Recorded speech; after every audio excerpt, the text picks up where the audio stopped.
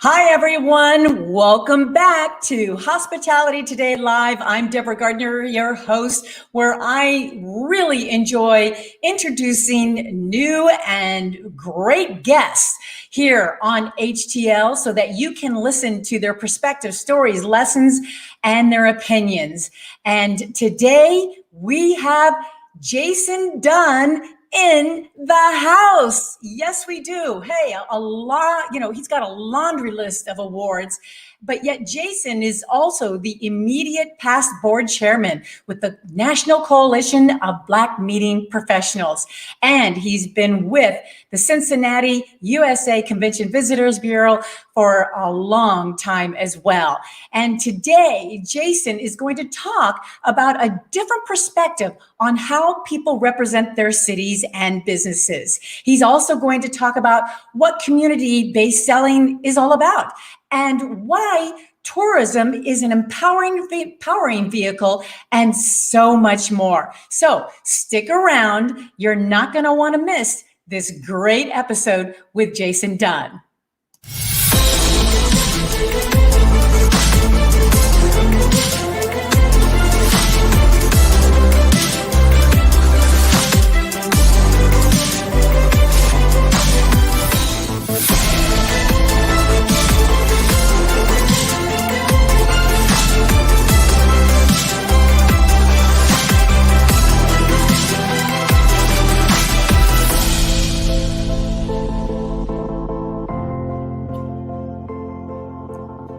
This episode is brought to you by Versator. Let the site tour come to you, versator.com. And now I'd like to introduce to you all Mr. Jason Dunn. Welcome. Hey, Deborah, how are you? Thank you for having me. Oh, it's a delight. I've wanted to look forward to this opportunity to have a conversation with you for some time right now. So thank you so much for joining us. And I know the viewers and along with myself are on the edge of our seats to know what you're going to share today. But yet, before we get into the really good stuff, I actually want to find out, and I know our viewers do as well, how did you get into this business? It's a long and interesting story, but I'll try to summarize it very quickly. So I was Cincinnati had an issue in 2001 where the 15th African-American male was shot by police in Cincinnati, and there were unrest, etc. I was in college at the time, and I was very involved on the other side, saying don't come to Cincinnati as it relates to boycotts. And after the unrest happened for maybe 2 or 3 months, was when all that kind of took place. I was asked by our Vice Mayor Alicia Reese, who's currently the commissioner, kind of to help out with some of the organizational efforts as relates to tourism and getting all of the conventions that had left or decided to pull out of Cincinnati because of the unrest. And so it's funny, for full circle, the first persons that came back or came to the city during the opening of the National Underground Railroad Freedom Center, which I helped to open up, was a National Coalition of Black Meeting Planners at that time. And so we invited the board into the to the city. I was tasked with bringing the community together with the National Meeting Planners as they came to the Freedom Center. And from that point, the Convention Bureau was kind of the mediator between both the community and the national meeting planners coming to the city. So we were housed in their office. And so after the convention, museum opened up, I left and went back to Cleveland with my wife, who was in medical school at the time. And I got a phone call saying, we want you to come work for the Convention Bureau because we liked your work and your connections. And then from there in 2004, September 1st, is when I began my career at the Convention Bureau. Wow. That's a whirlwind, that's for sure. And I know Cincinnati, you must be doing a great job because Cincinnati is just all over the place. And as a matter of fact, I know you're a Cincinnati Reds fan, and so am I. As a matter of fact, I had to show you this picture because here in Arizona, they are here for spring training. Yes. And I saw this and I'm like, I'm going to have Jason on the show. I got to show him a little bit of Reds love over there. Go Red. I love it. I love it. Exactly. And I know we're going to have a lot of questions and comments from your fans today as well. But I also, you mentioned about, the Black meeting professionals. And I know you are the immediate past board chairman. And what's so great about NCBMP is that it was founded in 1983. So it's fairly new, but it's also dedicated to train the needs of African-American meeting professionals. So how has this nonprofit organization impacted the hospitality community and the purpose? Yeah, so as stated, the organization was created in 1983 from actually a group of meeting professionals. And what those professionals had asked or came about was that they were going to many destinations or cities where there wasn't a lot of representation of people of color, particularly in high executive positions. They were mostly servers or caterers or waitresses, et cetera, or bellhops. And so the conversation came about, well, if we're going to go to these destinations, we want to make sure that there's equity in the conversation and that there are people of color on the other side hosting and benefiting from conventions coming in. And so those founders, we call them the Big Six, came in and established the organization. And now some 38 years later, here we are. And then, in fact, many of the persons whom have been most impacted or best impacted, I guess the word is, are still working today, which shows you how the history is still happening now. Melvin Tennant was the first, or is the first, Black CEO of any CVB, and he's still working right now in Minneapolis. So you have many African Americans who have their great impact to this industry. Elliot Ferguson, Julie Coker, and many others whom are the first in many of their areas. Myself being the first person of color vice president here in Cincinnati. So as we begin to open the doors up and the demographics begin to change, I think the industry as a whole will become broader and accepting more diversity. And it shows that the emerging markets relates to visitors and people who are representing conventions just helps kind of influence and invest. The investment in ROI is way larger if you broaden your scope. And that's what we hope to solve. And that's what Coalition has been since 1983. Well, with your phenomenal help putting this all together and staying so involved even after your term makes a huge difference. And I also know that, there at the CVB, you're very involved with diversity and sales and inclusion, like you just mentioned. As a matter of fact, we have a question that I'm going to put up here on the screen that might help us talk about this a little bit more. This is Pride Month. This is from Lisa Raymond, who's always here on the show. With your diversity, sales, and inclusion background, how do you feel we are progressing in this area?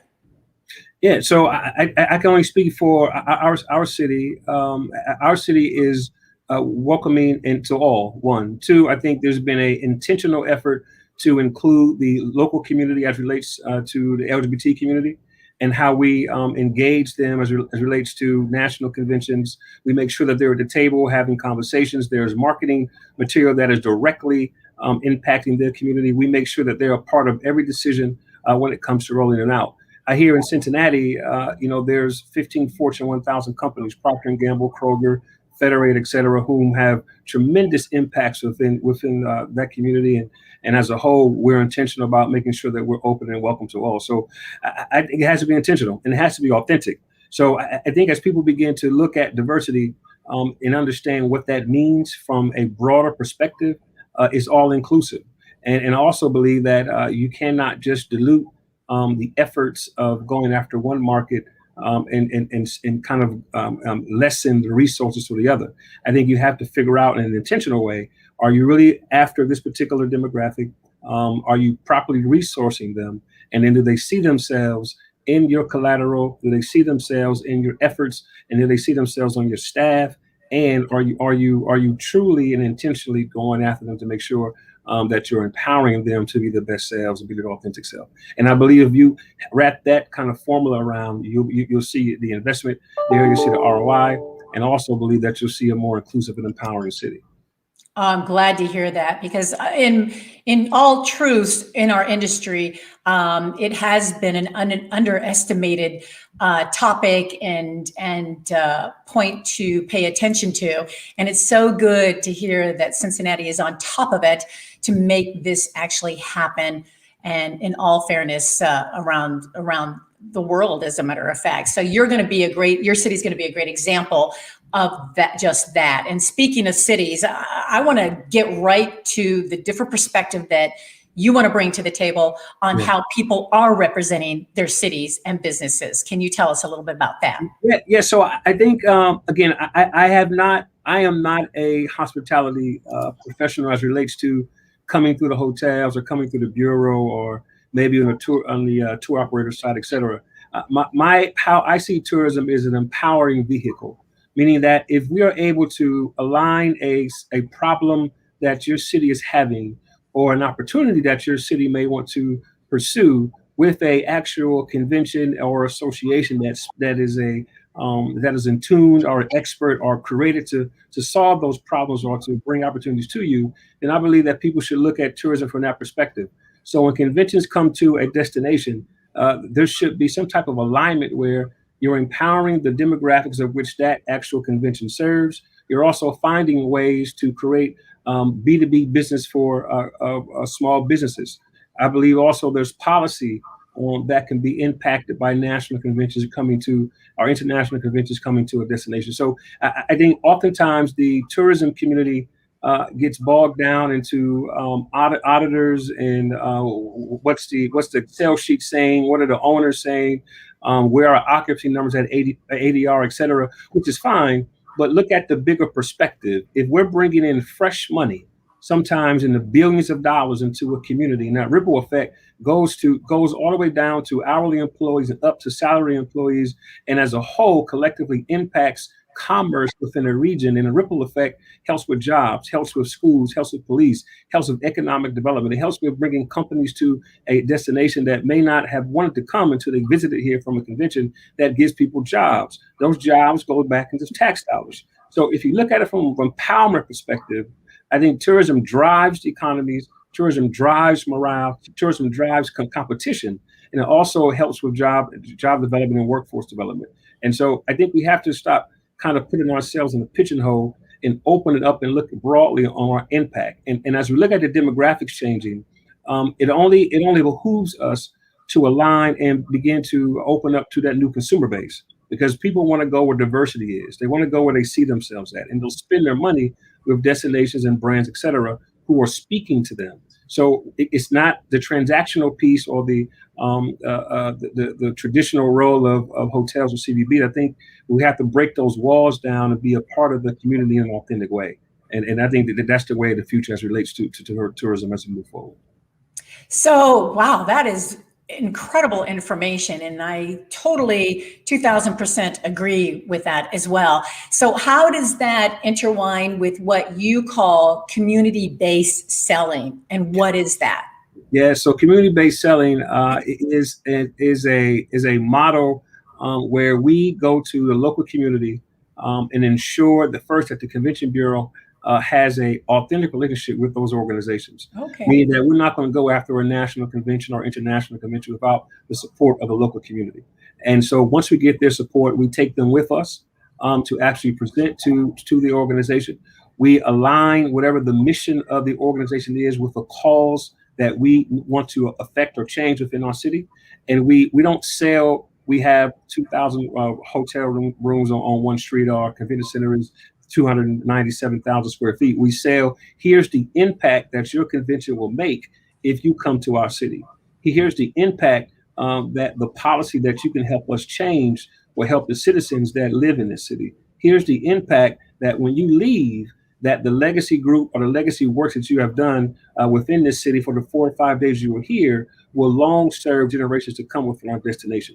And so that's the community-based selling model. We're not selling features. We're not selling pictures or doorknobs, or we're not selling hotel room keys. We're selling the impact that your group will have on this destination per the mission of why you were created and why your founders thought that you would be here representing them some years later. So our goal is to align that. So if we have an issue, we intentionally go after the convention that can handle that. We align our local people with it. We align our corporations with it, our elected officials with it, our chamber of commerce is with it. And then we go and we say, here's the plea. So don't worry about the hotel rates. We'll figure that out. Don't worry about the square feet. We'll figure that out. But we want you to figure out, do you want to be here first? And here's why we want you here. And then everything else will work itself out. And I think that's where we have to get to as it relates to being intentional, as it relates to achieving the mission of organizations, and also influencing and impacting our destinations as a whole. Wow, that is terrific to have that kind of model, not only for Cincinnati, but every city or business should as well. And it sounds like to me, everybody's involved. Like you mentioned, all the, the businesses and all the surrounding cities and everything are involved. And it had to have been very difficult during this past year with the pandemic to conquer this, to accomplish this. Do you have any examples that were successful, whether it was pre-COVID or during COVID, as a kind of a direct example? Yeah, so I have, answer is yes. Well, good. So I believe in 2000, like I said, 2001, when the unrest happened, we actually went after the NAACP for the 2008 conference. And so we flew the police chief with us, who was involved in the unrest. We flew the mayor in, a Chamber of Commerce, African American Chamber of Commerce, a bishop from the religious community here in Cincinnati, which is huge, and a couple other business leaders. And we didn't run from our problem. We went directly to the NAACP, and we asked them to help us set up a foundation that we can build back our region, build back conventions coming, and build the trust back between the African American community and the police department. And so from that, we didn't shy away from it. We were up against Las Vegas. So Las Vegas is a great destination. I'm going there next week for MPI.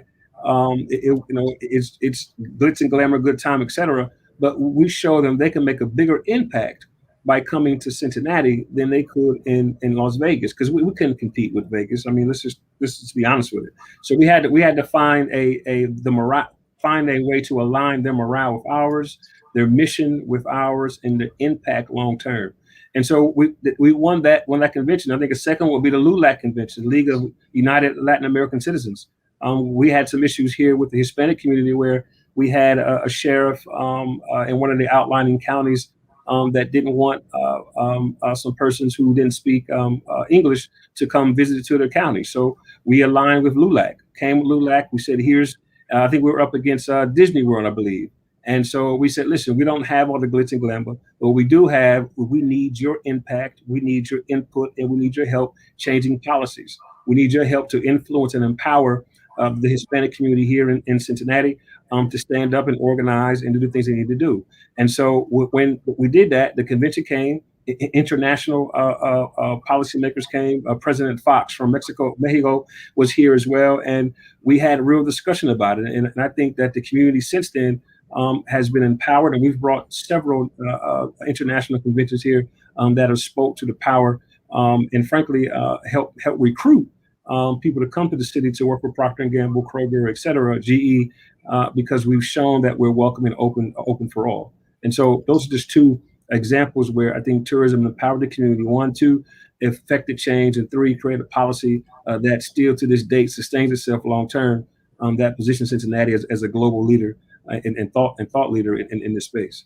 Wow. And to have the opportunity to be in this, to see this come to fruition, I mean, this puts Cincinnati way ahead of all the cities in the U.S. just by those two examples. So thank you so much for sharing that. That really makes a lot of sense and much success, because it's only going to get better and better with this type of model as we start turning things around. And speaking of turning things around, we've got, again, some of your fans here that actually mentions like Dawn. Hi, Dawn. Glad you're here with us. She's an East Coast gal, and she said Cincinnati is a great city. Thanks, Don. Totally agree with you on that. And we also have a question from Lynn Wellish, who's a big fan of the show here as well. How are city-wide bookings for the future? She'd like to know.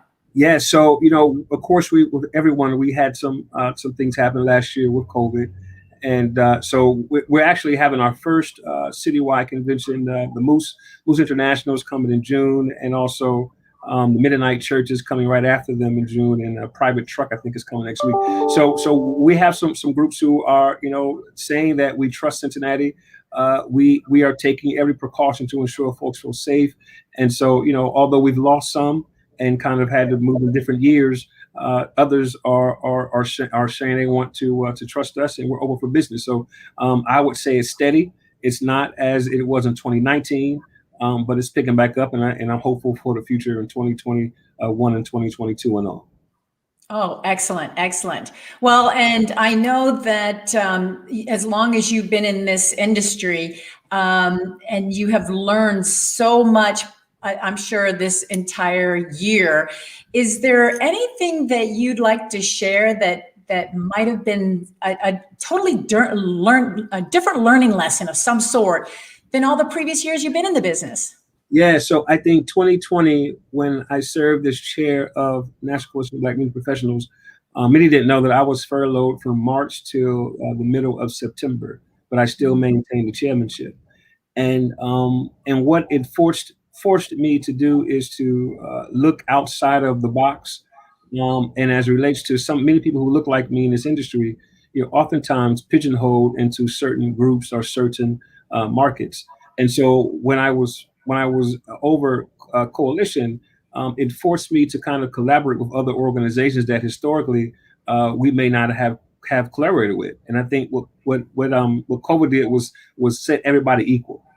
We're all humans, right? So it made we kind of find that commonality. And so it gave me the opportunity to actually see from a broader perspective the power of collaboration, MPI, Connect, and other organizations that we the EIC, et cetera, that we may not have had the opportunity to do. So when I met all these people who didn't look like me, they met me, and they hadn't met people who look like me, and we got in a room together. We're now impacting globally the industry because we're working together moving forward. There's been things that we're doing now with EIC that is going to change the way that the industry is shaped with the equity study, working with DI, with the report card, and things that we never would have came about, So for me, like I said, traditionally, I had been pigeonholed, but it allowed me to grow and to spread my wings and to meet other people.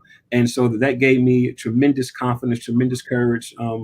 And frankly, it showed me a broader perspective of the industry, which I tell people we have a self-esteem problem.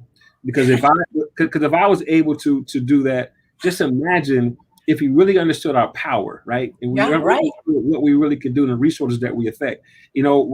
Coalition itself has over 600-700 members, but those members have members, and those members have members, right? And some of those members historically have changed federal policy, have changed global policy. So imagine if we all collaborated and led this country or led this globe. I think that's what I learned last year, is that collaboration, resources, intentionality, and being vulnerable can only help you grow. And that's really what helped me to kind of see tourism in a different perspective. That you hit it right on the nail there. I cannot agree with you more, because what you are feeling, and we don't have a lot of leaders on this show, and I just was so intrigued to have you here and to hear you say that you were just as vulnerable as anybody else, and we're all on the same playing field. That is huge for especially a lot of our viewers, to know that a leader in this industry actually went through what we went through. And that means you're going to understand from here on out, moving forward, what we've all been pretty much going through. So that's really great. Now, what about on the personal side, Jason? What did you learn there? Yeah, so I learned that I never want to be called a non-essential employee. There you go. And I think whoever made that or coined that, it crushed the spirit of a lot of people. I agree. I know we were talking earlier about depression, and my wife would tell you I was it hit hard because I come from a very a male dominated family. Let me just say that. And for me not to be able to take care of my family and to be at home and not going to work and feeling of emptiness was very real for me. And Right. had it not been for my family and frankly my coalition family as well, because we all were in this together, it was an extremely a humbling situation for me. And on top of the George Floyd conversation too, it would just say, 2020 was very hard. It was very hard emotionally, and I think that what it showed me was important to me is friendship. It's important to me is my family, and I never miss. I used to overthink: should I speak up today? Should I say something, etc. But what I found myself doing in 2020 now in 2021 is speaking truth to power. Because end of the day, this another pandemic had happened, or you could be replaced, overnight. And I was Right. giving more of myself than maybe I was getting back rather. So that balance is it was there. And after I came through my feat of depression, just the confidence to face anything in front of me. Just to see my daughter who just graduated from high school is going to college, and my son look at me with pride, and my wife be able to smile. That was for me. I mean, it gave me a sense of reassurance that I'm bigger than what I have allowed myself to see myself as, and the impact of the world that I have without the roadblocks that have been placed in my life before COVID is real, and I need to Right. believe it, understand it, and know it, and walk in that power. And so that's what I learned personally. So Well, thank you so much for being transparent. Amen to all of that. And as a matter of fact, Lisa actually says, everyone is essential. that's right. That's right. We got to get rid of that non-essential wording. And I Yeah. totally agree with Lisa. And Lynn Wellish has a question, which is perfect because I was going to ask you the same thing. She said, how do you mentor the future of our industry? And my question to that too is, who was your mentor? Who really impacted your life, especially in this industry? So it's kind of a twofold question. Yeah, sure. So we have a group called a organization called the Dan Lincoln Institute for Hospitality Leadership. It was named after the CEO whom actually hired me and empowered me to be who I am. He has since retired, and so that is an organization that's solely focused on working in high schools and in colleges to kind of introduce students of color, actually all students, but we go to predominantly our urban schools to create a pipeline of executive level positions, not just cooking and cleaning or bringing bags in, which is nothing wrong with that. But sometimes there's a pigeonhole or a people get kind of stuck in those, but there's no internal way to promotion. So we try to advocate on those employees' behalves and create student opportunities where they go into an industry already prepared to move forward, right? So to answer your question directly, he's my mentor. So there's a couple in the industry. Charles Hales, who's no longer with us, he passed on last year. Bill Williams, Anna Ponte Curtis. There's numerous people. George Turner. So there's a lot of men who have been in this organization, women who have kind of put their hands and shoulders around me and ushered me to where I am, and I owe it to them. In addition, of course, to God, of course, but I owe them for kind of steering me in the right direction. Growing up, Larry Price and Akko Cambon taught me how to be a man. My father died in 1994, and they basically stepped in along with my Uncle Bruce and et cetera, and kind of guided me on this path and kind of was patient with me. So I would say between all of them and others, of course, along the way, John Pace and Dan Lincoln, et cetera, they poured into me. And my wife was stood by me along with my children, and this is what made me. So I hope to give that back to somebody else by the way I live and talk and the way that I push forward and advocate on behalf of this industry and those who love it. And so how do you, as they say, pay it forward to see what the mentorship looks like in the future in our industry? Well, I think I have to be in a room. I think the programs that I have with IHL, some of the activations of the Vibe platform that we have here at the Convention Bureau that introduces people who may not have been at the table and be in the room, just publicly talking about the empowerment of tourism, not just from an hourly wage perspective, but as a salary and a career. And then frankly, speaking truth to power. That you never know who's watching, and Right. the confidence and being bold enough to tell the truth, to be in a room with confidence and not meek. It gives people the confidence to stand up as well. So people can be mentored from all different ways, and I hope my life resembles that and helps empower people to be their best selves. Well, you certainly have displayed that here today, and my goodness, our time has already flown by so quickly, and the wealth of information and what you have shared today is priceless. So thank you. And again, we don't have many leaders in the industry on the HTL show, but by golly, we really are so thrilled that you were able to be on here with us. So thank you so much. We appreciate it. I definitely want to make sure that everyone can get in touch with you and contact you when possible. Is your email or the website any other areas that they can contact you? Yeah, so I'm on LinkedIn and Facebook and Instagram. So I may be on Instagram. My daughter helps me with that. But other than that, I'll be all right. Yeah, I got my nephews and nieces involved as well. And of course, my show producer, Lisa Raymond, is without her, I couldn't do this show. So thank goodness for her to do all this technology as well. So I get it. Well, this has been a delight, Mr. Dunn. Thank you so much for being with us. And by golly, hope to see you out there in person really soon. Hope so as well. Bye now. Bye. Well, there you go. I hope that you enjoyed today's episode as much as I did with Jason Dunn. And I tell you what, with that wisdom that he just shared and all that information, how can we not be moving forward, right? So keep an eye on Cincinnati with Jason Dunn. And if you want to see this conversation again, or if you feel that somebody else would love to hear about it, by all means, share it.